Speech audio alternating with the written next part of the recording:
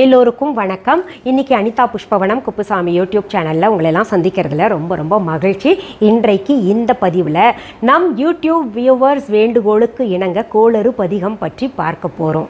அன்பான வாடிக்கையாளர்களே, உங்கள் விஹா ஸ்டோரில் பூஜை பொருட்கள், சிலைகள், ராசிக்கற்கள், வாஸ்து பொருட்கள், விதைகள், பாரம்பரிய அரிசி வகைகள், சிறுதானியங்கள், ஆர்கானிக் பொருட்கள், மூலிகை எண்ணெய், மளிகை பொருட்கள், மரச்செக்கு எண்ணெய், மரப்பொருட்கள், வெள்ளி ஆபரணங்கள், கிஃப்ட் ஆர்டிகல்ஸ், காட்டன் மற்றும் பட்டு புடவைகள், காட்டன் சுடிதார்கள், பட்டு பாவாடை, குழந்தைகளுக்கான விளையாட்டு பொருட்கள், ஹை குவாலிட்டி இமிடேஷன் நகைகள், வீட்டு உபயோக பொருட்கள், ஜூட் பேக்ஸ், ஹேண்ட்மேட் சோப்ஸ், அழகு சாதன பொருட்கள், சிறுதானிய பிஸ்கெட்டுகள், ஹோம் அப்ளையன்சஸ், இன்னும் பற்பல பொருட்கள் விற்பனைக்குள்ளது.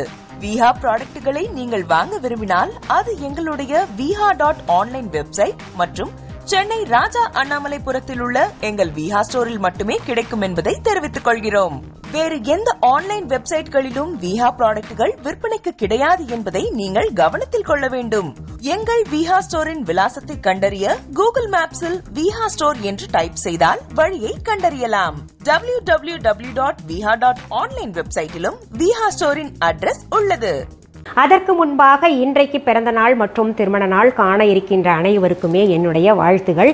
உங்களுடைய வாழ்க்கையில் நீங்கள் அனைத்து நலங்களும் வளங்களும் கிடைக்கப்பெற்று நீடூழி வாழணும்னு நான் இறைவன் கிட்ட பிரார்த்திக்கிறேன்.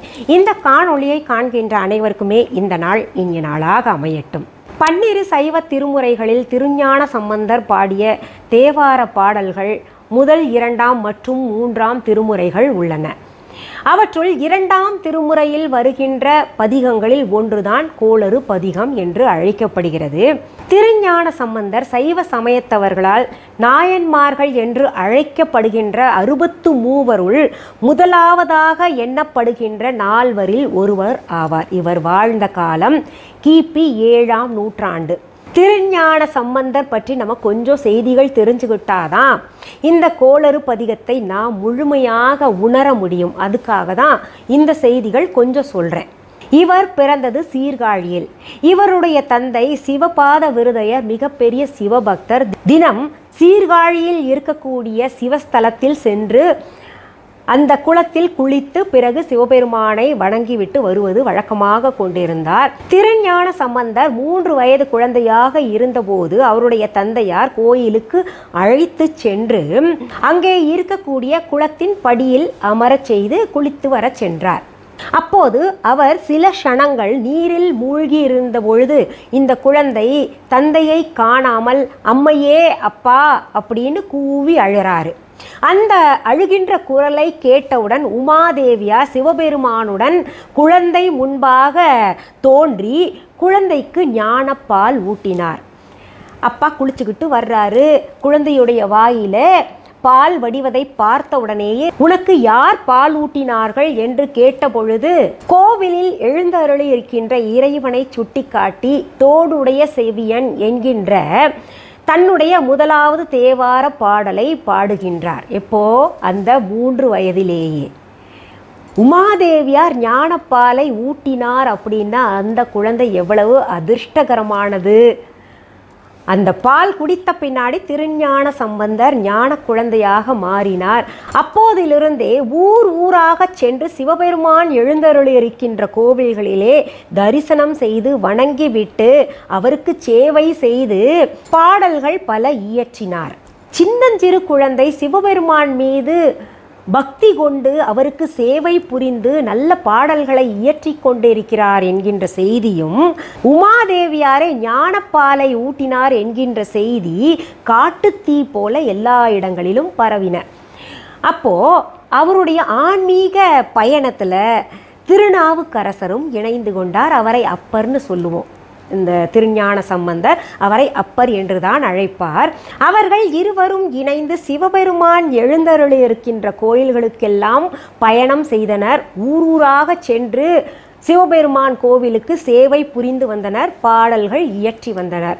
அப்படி இருக்கையிலே வேதாரண்யத்தில் இருக்கின்ற சிவபெருமானுடைய கோயிலிலே சேவை புரிந்து பாடல் இயற்றி அங்கே தங்கியிருந்தார்கள். அப்போ ஒரு நாள் மதுரையிலிருந்து சில தூதுவர்கள் திருஞான சம்பந்தரை சந்திக்க வருகிறார்கள். அவரை கண்டவுடன் வலம் வந்து வணங்கி சொல்கிறார்கள், ஐயனே, எங்களுடைய பாண்டிய நாட்டில் சமணம் மேலோங்கி வருகிறது.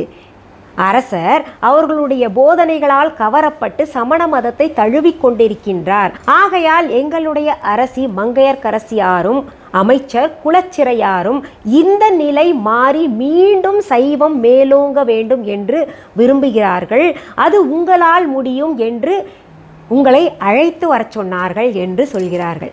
அப்போ திருஞான சம்பந்தர் ரொம்ப மகிழ்ச்சியுற்றார். இது இறைவன் அழைத்த விடுப்பாகவே நினைத்து கொண்டு தூதுவர்கள் கிட்ட சொல்றாரு, நீங்க முன்னாடி போய் நான் வருகிறேன் என்கின்ற செய்தியை தெரிவியுங்கள், நான் வருகிறேன் அப்படின்னு சொல்லி அனுப்புறாரு.